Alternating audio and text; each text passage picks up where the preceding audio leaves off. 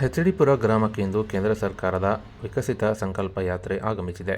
ಇನ್ನು ಕೇಂದ್ರ ಸರ್ಕಾರದ ಹಲವು ಜನಪ್ರಿಯ ಯೋಜನೆಗಳನ್ನು ಅರ್ಹ ಫಲಾನುಭವಿಗಳಿಗೆ ತಲುಪಿಸುವ ಉದ್ದೇಶದಿಂದ ವಿಕಸಿತ ಭಾರತ ಸಂಕಲ್ಪ ಅಭಿಯಾನ ಯಾತ್ರೆ ಚಿತ್ರದುರ್ಗ ಜಿಲ್ಲೆ ಹೊಳಲ್ಕೆರೆ ತಾಲೂಕಿನ ಹೆಚ್ಡಿಪುರ ಗ್ರಾಮಕ್ಕೆ ಆಗಮಿಸಿದ್ದು, ಗ್ರಾಮದ ಲಕ್ಷ್ಮೀ ರಂಗನಾಥ ಸ್ವಾಮಿ ದೇವಸ್ಥಾನದ ಮುಂಭಾಗ ಯಶಸ್ವಿಯಾಗಿ ಜರುಗಿದೆ. ಇನ್ನು ಗ್ರಾಮ ಪಂಚಾಯತ್ ಅಧ್ಯಕ್ಷ ಎಂ ದಿವಾಕರ್, ಉಪಾಧ್ಯಕ್ಷ ತಿಮ್ಮಯ್ಯ, ಎಸ್ಎಲ್ಎನ್ ಟ್ರಸ್ಟ್ ಅಧ್ಯಕ್ಷ ರಂಗಯ್ಯ, ಲೀಡ್ ಬ್ಯಾಂಕ್ ಹಿರಿಯ ವ್ಯವಸ್ಥಾಪಕರಾದ ತಿಪ್ಪೇಶ್, ಹೊಳಲ್ಕೆರೆ ಕೇಂದ್ರ ಬ್ಯಾಂಕ್ ಆರ್ಥಿಕ ಸಾಕ್ಷರತಾ ಕೇಂದ್ರದ ಮುಖ್ಯಸ್ಥ ಆನಂದ್ ಹಾಗೂ ಗ್ರಾಮ ಪಂಚಾಯತ್ ಮಾಜಿ ಅಧ್ಯಕ್ಷ ರಾಜಪ್ಪ ಮತ್ತಿತರರು ಭಾಗವಹಿಸಿದ್ದರು.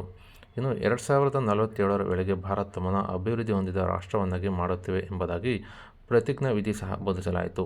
ಇನ್ನು ಆರೋಗ್ಯ ಇಲಾಖೆಯಿಂದ ಗ್ರಾಮಸ್ಥರ ಆರೋಗ್ಯ ತಪಾಸಣೆ ಕೂಡ ನಡೆಸಲಾಯಿತು. ಇನ್ನು ಈ ವೇಳೆ ಲೀಡ್ ಬ್ಯಾಂಕ್ನ ಹಿರಿಯ ವ್ಯವಸ್ಥಾಪಕ ತಿಪ್ಪೇಶ್ ಮಾತನಾಡಿದ್ದು, 2047ರ ಒಳಗಾಗಿ ಅಭಿವೃದ್ಧಿ ಹೊಂದಿದ ರಾಷ್ಟ್ರವನ್ನಾಗಿ ಮಾಡಬೇಕು ಎಂಬುದಾಗಿ 2047ರ ವೇಳೆಗೆ ನಮ್ಮ ದೇಶಕ್ಕೆ ಸ್ವಾತಂತ್ರ್ಯ ಲಭಿಸಿ 100 ವರ್ಷಗಳಾಗುತ್ತಿದ್ದು, ಇಡೀ ಜಗತ್ತು ನಮ್ಮ ದೇಶವನ್ನು ತಿರುಗಿ ನೋಡುವಂತೆ ಅಭಿವೃದ್ಧಿ ಮಾಡುವುದು ಪ್ರಧಾನಿ ನರೇಂದ್ರ ಮೋದಿಯವರ ಸಂಕಲ್ಪವಾಗಿದೆ ಎಂದು ಅವರು ತಿಳಿಸಿದರು.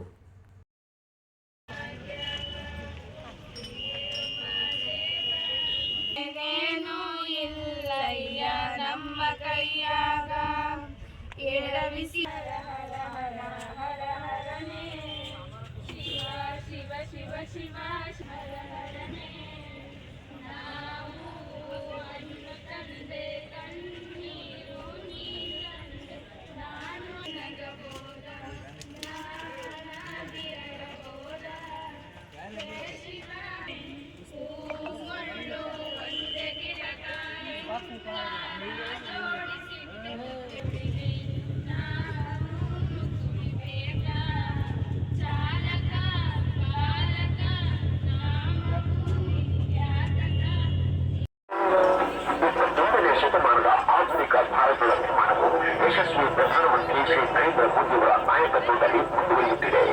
ಗೌರವಶಾಲಿ ಸಾಂಸ್ಕೃತಿಕ ಪರಂಪರೆಯ ಭೂಮಿಯಾದ ಕರ್ನಾಟಕವು ಆರ್ಥಿಕ ಪ್ರಗತಿಯ विकास की यात्रा बहुआयामी इसमें सामान्य मानवी के जीवन से जुड़ी जरूरतों की ಸ್ಥಿತಿ ಶೋಚನೀಯವಾಗಿತ್ತು.